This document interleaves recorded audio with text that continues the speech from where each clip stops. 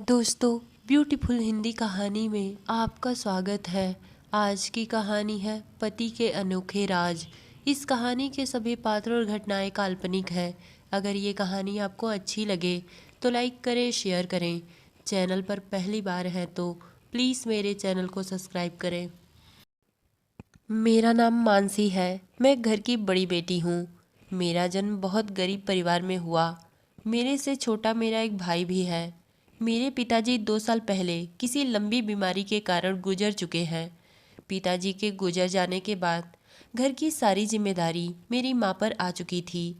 माँ किसी तरह हम भाई बहन का पेट पाल रही थी। समय किसी तरह गुजर रहा था। मैं भी अब 18 साल की हो चुकी थी। समय के साथ माँ भी अब बीमार रहने लगी थी। माँ के बीमार रहने के कारण घर में खाने की तंगी आने लगी। इसलिए मैंने बाहर जाकर काम करने के बारे में सोचा, जिससे मैं अपने घर वालों की कुछ मदद कर सकूं। मैं ज़्यादा पढ़ी लिखी तो थी नहीं, बस किसी तरह 8वीं पास थी। इसलिए मैं पार्लर जाकर काम करने के बारे में सोची। मैं एक पार्लर वाली के पास गई और मैंने उनसे अपने घर की परेशानी बताई। वो बहुत अच्छी थी। मेरी परेशानी समझकर उन्होंने मुझे फ्री में ब्यूटिशियन कोर्स सिखाया। कुछ दिन बाद उन्होंने मुझे हेल्पर के तौर पर अपने पार्लर में रख लिया। पार्लर में काम करने की वजह से मुझे थोड़े बहुत पैसे मिल जाते, जिससे मेरे घर का खर्च किसी तरह चल जाता। समय अपनी रफ्तार से चल रहा था। एक दिन मैं अपने काम पर जा रही थी। मैंने देखा एक बड़ी सी कार मेरे सामने से गुजरी। उस कार में एक नौजवान लड़का था जो लगभग 25 से 26 साल का था। वो मुझे देखकर मुस्कुराया। उसे मुस्कुराता हुआ देख मेरी और उसकी नज़रें आपस में मिल गई, तो मैंने घबराकर अपनी नज़रें नीचे कर ली। पर यह वाकया अब हर रोज़ का बन गया। मैं जब भी अपने काम पर जाती, वो बड़ी सी कार मेरे सामने से गुजरती और उस गाड़ी में बैठा लड़का हर रोज़ मुझे देखकर मुस्कुराता। एक दिन वो कार मेरे सामने आकर खड़ी हो गई। अचानक एक बड़ी सी गाड़ी अपने सामने खड़ा होता हुआ देखकर मैं सहम गई। उस गाड़ी से वही लड़का निकला जो मुझे देखकर हर रोज़ मुस्कुराता था। उसने मुझे रोककर मेरा नाम पूछा, पर मैंने उस लड़के से कहा कि आप मेरा नाम क्यों जानना चाहते हैं। उस लड़के ने मुस्कुराकर मुझसे कहा, बस वैसे ही, आप मुझे बहुत अच्छी लगती हैं। पर मैंने उस लड़के को अपना नाम बताने से इनकार कर दिया और वहाँ से चली आई। पर यह सिलसिला अब हर रोज का हो गया। जब भी मैं अपने काम पर जाती, वो लड़का मेरे सामने गाड़ी रोककर मेरा नाम पूछने लगता। एक दिन मैंने उसे अपना नाम बता ही दिया और बदले में उसका नाम भी पूछा। उसका नाम आशुतोष था। आशुतोष और मैं अब हर रोज उसी रास्ते पर मिलते। हमारा ये मिलना जुलना कब प्यार में बदल गया पता ही नहीं चला। मैं और आशुतोष एक दूसरे से प्यार करने लगे। आशुतोष ने मेरे बारे में जानने की कोशिश की। मैंने आशुतोष को अपनी और अपने घर की पूरी कहानी बता दी। मैंने भी आशुतोष के घर वालों के बारे में पूछा। आशुतोष के घर में आशुतोष और उसकी माँ रहती थी। 6 महीने पहले उसके पिताजी किसी लंबी बीमारी के कारण गुजर चुके थे। हमारा ये मिलना जुलना अब ज़रूरत से ज़्यादा बढ़ने लगा। आशुतोष के साथ मेरी ये मोहब्बत किसी ख्वाब से कम नहीं थी, क्योंकि मैं एक गरीब घराने की कम पढ़ी लिखी लड़की थी।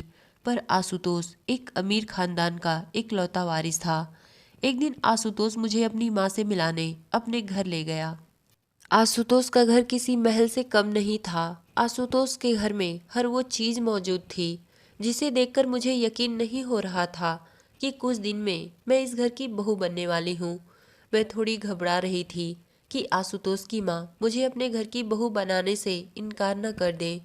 पर उनसे मिलने के बाद मुझे बहुत सुकून मिला, क्योंकि वो बहुत अच्छी और मिलनसार औरत थी। आशुतोष ने अपनी माँ को मेरे बारे में सब कुछ बता दिया। उन्हें इस बात पर कोई एतराज़ नहीं था कि मैं एक गरीब घर की हूँ, बल्कि वो तो मुझे देखते ही अपनी बहू बनाने को तैयार हो गई। मेरी ज़िंदगी में ये वाक़या होना किसी फिल्मी कहानी से कम नहीं था। कुछ दिन बाद आशुतोष और आशुतोष की माँ मेरे घर मेरी माँ से मेरा हाथ मांगने आए। मेरे लिए इतने बड़े घर से रिश्ते आना मेरी और मेरी माँ के लिए किसी ख्वाब से कम नहीं था। मेरी माँ और मेरे भाई सभी बहुत खुश हुए। कुछ ही दिनों में मेरी शादी आशुतोष से हो गई। मैं दुल्हन बन आशुतोष के घर आई, पर यहाँ आते ही मेरे सारे ख्वाब चकनाचूर हो गए। शादी की पहली रात ही आशुतोष ने मुझसे कहा वो मुझसे नहीं बल्कि किसी और से प्यार करते हैं। मुझसे शादी का ढोंग तो वो अपनी माँ का दिल रखने के लिए किए। अपने पति के गुजर जाने के बाद उनकी माँ दिल की बीमारी की मरीज हो गई हैं। डॉक्टर ने कहा है कि वो कुछ ही दिनों की मेहमान है। आशुतोष ने मुझसे कहा कि अपनी माँ के न रहने के बाद मैं तुम्हें तलाक दे दूंगा और उसे दुल्हन बनाकर लाऊंगा जिसे मैं बहुत प्यार करता हूँ।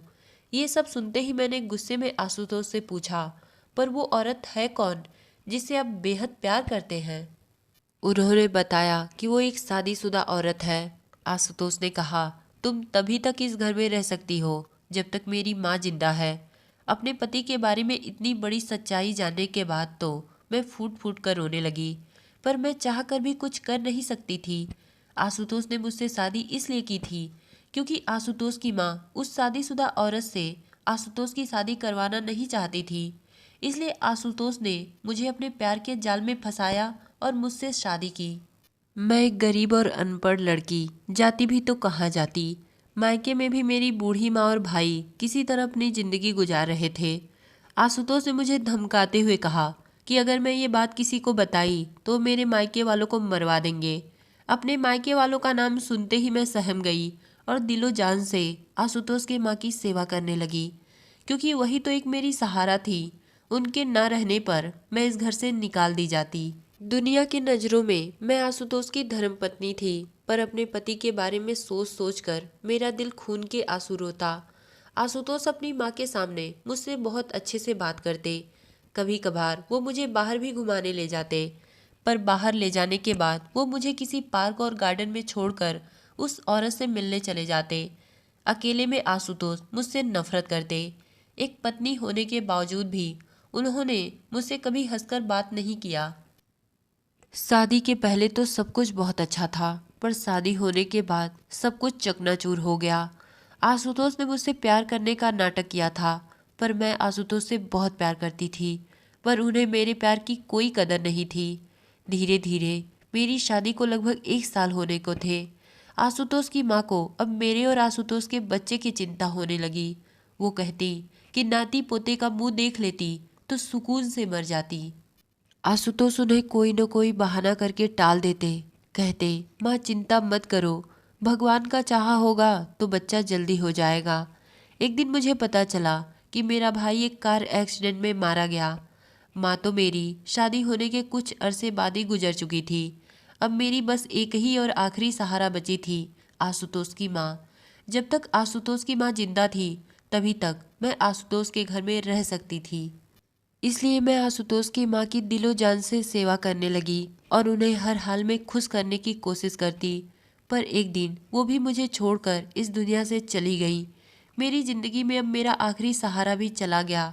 आशुतोष अपनी माँ का अंतिम संस्कार करने के कुछ दिन बाद उस औरत को घर लेकर आए जिससे वो बेहद प्यार करते थे। मैंने उस औरत को देखा। वो औरत दिखने में तो ज़्यादा अच्छी नहीं थी, पर उस औरत में पता नहीं क्या था कि उस औरत पर आशुतोष का दिल आ गया था। उसके आने के कुछ दिन बाद आशुतोष ने मुझसे कहा, अब मुझे तुमसे तलाक चाहिए। मैंने तलाक के पेपर्स कोर्ट से बनवा उस पर सिग्नेचर कर दिए हैं, अब तुम्हारे सिग्नेचर बाकी हैं। तलाक की बात सुनकर मैं आशुतोष के पैर पर गिरकर फूट फूट कर रोने लगी और कहने लगी, आशुतोष मुझे तलाक नहीं चाहिए। आप मुझे तलाक ना दें और इस घर से ना निकालें। आखिर मैं जाऊंगी तो कहाँ जाऊंगी? आखिर मेरा इस दुनिया में है ही कौन? मैं आपकी नौकरानी बनकर इस घर में रह लूंगी। आशुतोष ने तो मेरी बातों का कोई जवाब नहीं दिया, पर वो औरत, उस औरत ने आशुतोष से कहा, आशुतोष जाने दो, इसे अपने घर से मत निकालो। इसे हम अपने घर की नौकरानी बनाकर रखेंगे। आखिर घर का काम करने वाला भी तो कोई होना चाहिए। बहुत कुछ सोचने के बाद आशुतोष ने भी हामी भर दी। मैंने भगवान का शुक्रिया अदा किया, क्योंकि मैं जाती भी तो कहाँ जाती, मेरा इस दुनिया में था ही कौन। कुछ दिन बाद मेरे ही नज़रों के सामने मेरे पति ने उस औरत से शादी कर ली। मेरी नज़रों के सामने मेरा पति किसी और का हो गया, पर मैं कुछ कर ना सकी। उस औरत यानी सुधा और आशुतोष की शादी होने के लगभग 3 से 4 महीने बाद अचानक आशुतोष की तबीयत खराब होने लगी। आशुतोष की तबीयत खराब होता हुआ देख मुझे बड़ा अजीब लगा, क्योंकि आज तक आशुतोष की तबीयत इतनी ज़्यादा कभी नहीं खराब हुई थी। पता नहीं मेरे दिल में कुछ अजीब सी बात चलने लगी और उस दिन से मैं सुधा पर नज़र रखने लगी। एक दिन मैंने देखा सुधा आशुतोष के दूध में कुछ मिला रही थी। मेरे पास एक पुरानी सी मोबाइल थी जो आशुतोष ने मुझे दी थी। मैंने उस मोबाइल से सब कुछ रिकॉर्ड कर लिया और उस डॉक्टर के पास गई जहाँ पर आशुतोष अपना ट्रीटमेंट करवाते थे। मैंने डॉक्टर को वो वीडियो दिखाया। डॉक्टर ने मुझसे कहा, पर ये आप मुझे क्यों दिखा रही हैं? जिनकी तबीयत खराब है उन्हें दिखाएं। मैंने डॉक्टर से अपने जीवन की पूरी आपबीती बता दी। डॉक्टर साहब बहुत अच्छे थे। उन्होंने मेरी बातों को समझा और मेरा साथ देते हुए उन्होंने आशुतोष से इस वीडियो के बारे में जिक्र किया। क्योंकि मुझे पता था कि आशुतोष मेरी बातों पर विश्वास नहीं करते, इसलिए मैंने डॉक्टर का सहारा लिया। आशुतोष ने जब वो वीडियो देखा तो उन्हें यकीन नहीं हुआ, क्योंकि वो आंख मूंद कर उस औरत यानी सुधा पर विश्वास करते थे। उन्होंने उस वीडियो को झूठा साबित कर दिया। उन्होंने कहा, नहीं ये सब झूठ है, सुधा मेरे साथ ऐसा नहीं कर सकती। डॉक्टर ने उन्हें समझाते हुए कहा, ठीक है आशुतोष जी, मैं मानता हूँ कि आपकी पत्नी सुधा आपके साथ ऐसा नहीं कर सकती, पर कुछ दिनों तक आप उनका दिया हुआ दूध पीना बंद कर दें और देखते हैं कि आपकी तबीयत में सुधार होता है कि नहीं। आशुतोष ने डॉक्टर की बात मान ली और अगले दिनों से उन्होंने सुधा का दिया हुआ दूध पीना बंद कर दिया। सुधा के हाथ से वो दूध तो लेते थे पर पीते नहीं थे। अगले 1-2 हफ्तों में ही उन्हें महसूस होने लगा कि उनकी तबीयत में अब सुधार हो रहा है। उन्हें सुधा के बेवफाई पर यकीन होने लगा। आशुतोष ने पहली बार उस दिन मुझसे अच्छे से बात की और कहा, मानसी वो वीडियो बनाने के लिए धन्यवाद। आशुतोष ने अपनी आंखों से नज़ारा देखा। जब सुधा आशुतोष के दूध में कुछ मिला रही थी तो उन्हें पूरा यकीन हो गया कि उनकी तबीयत क्यों खराब हो रही थी। उस वक्त आशुतोष ने सुधा से कुछ नहीं कहा, पर अगले कुछ दिनों में वो तलाक के कागजात लेकर आए और सुधा के सामने रख दिए और बोले, इस पर सिग्नेचर कर दो। अपने सामने तलाक के कागजात को देखकर सुधा हैरान परेशान होकर आशुतोष से पूछने लगी, ये क्या है और आप मुझसे तलाक क्यों लेना चाहते हैं? उस वक्त आशुतोष की आंखें गुस्से से लाल थी। उन्होंने सुधा से कहा, अब तुम्हारा खेल खत्म हुआ। तुम्हारे लिए बस यही बेहतर होगा कि तुम इस पर सिग्नेचर कर दो। मुझे सब पता चल गया है कि तुम मेरे दूध में क्या मिलाती थी। डॉक्टर ने मुझे सब बता दिया है कि तुम मेरे दूध में धीमा जहर मिलाती थी कि मैं धीरे धीरे कुछ दिनों में मर जाऊं। आखिर तुमने मेरे साथ ऐसा क्यों किया? सुधा के पास छुपाने के लिए अब कुछ बचा नहीं था, इसलिए उसने सारी बातें उगल दी। उसने कहा, मैं तुम्हें इसलिए मारना चाहती थी कि मैं तुम्हारे पूरे प्रॉपर्टी की मालकिन बन जाऊं। मैंने शादी तुमसे तुम्हारी प्रॉपर्टी पाने के लिए की थी। आशुतोष और सुधा में जब ये सारी बातें हो रही थी तो मैंने मोबाइल में उनकी बातें रिकॉर्ड कर ली। कुछ देर बाद मैंने पुलिस को फ़ोन किया। पुलिस आई। मैंने वो वीडियो दिखाया। पुलिस सुधा को पकड़कर ले गई। आज मैं आशुतोष के साथ रहती हूँ। आशुतोष मुझसे बहुत प्यार करते हैं। मैं उनके साथ बहुत खुश हूँ क्योंकि मेरा प्यार मुझे वापस मिल गया है।